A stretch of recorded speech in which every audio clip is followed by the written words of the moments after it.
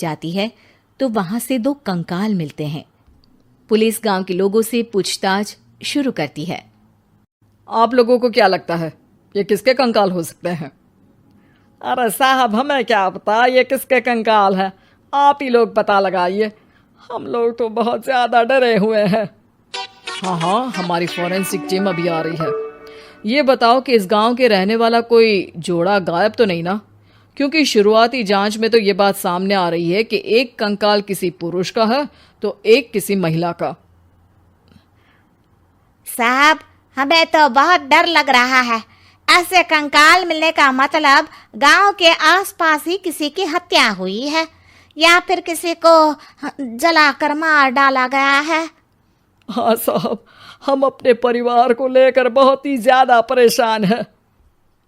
देखिए, आप लोगों की परेशानी हम समझ सकते हैं, लेकिन आप लोगों को पुलिस का सहयोग करना होगा, क्योंकि आपके सहयोग के बगैर हम ये पता नहीं लगा सकते हैं कि आखिर ये किसके कंकाल है और इनकी हत्या किसने की।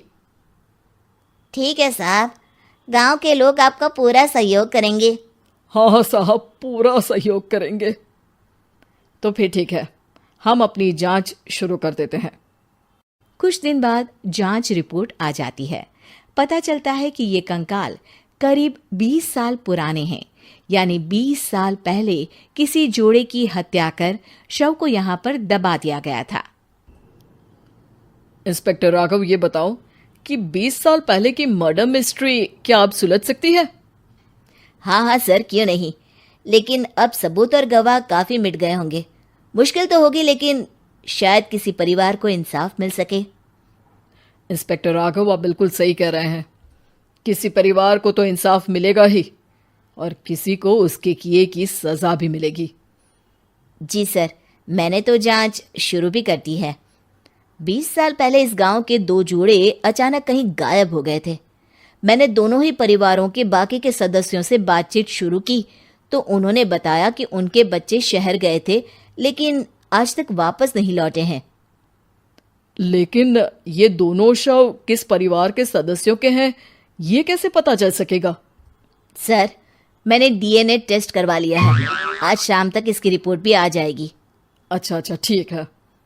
उसी शाम को सर, डीएनए रिपोर्ट के मुताबिक ये दोनों ही लाशें चौरा गांव के रहने वाले प्रधान सुल्तान सिंह के बेटे और बहू की है। लेकिन इनकी हत्याएं किसने की है, ये कैसे पता लगेगा? इसी का तो पता लगाने की कोशिश में जुटा हूं सर। आज सुल्तान सिंह से मिलने भी जा रहा हूं। मेरा बेटा और बहू तो मेरे लिए सिर्फ यादों में ही रह गए थे, हमें उनकी लाशें तक नहीं मिल सकी थी। आज 20 साल बाद उनके कंकाल मिले हैं, मैं अब किसके लिए जीऊं?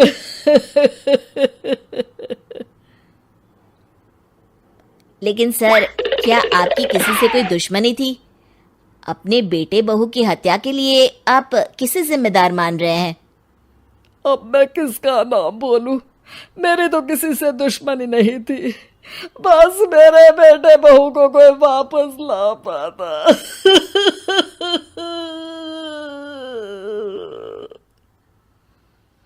इसके बाद सुल्तान सिंह फूट फूट कर रोना शुरू कर देते हैं।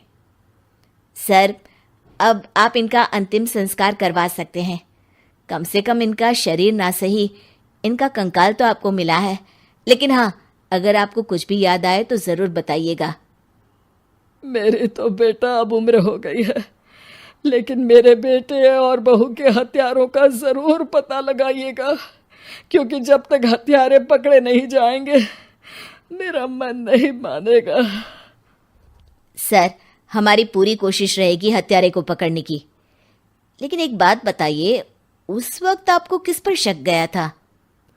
उस वक्त मेरे एक ड्राइवर को पकड़ा गया था, लेकिन सबूतों के अभाव में उसे छोड़ दिया गया था। अच्छा, और ड्राइवर पर कैसे शक हुआ था? क्योंकि उस दिन ड्राइवर छुट्टी पर था।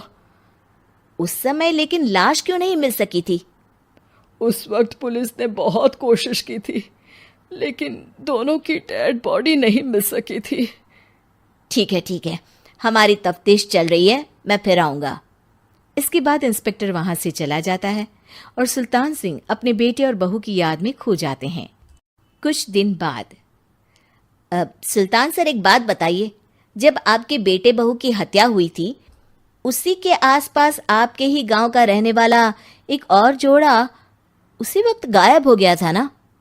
हाँ सर, अलका और अभिषेक, वो भी मेरे बच्चों जैसे ही थे। तो फिर वो कहाँ है?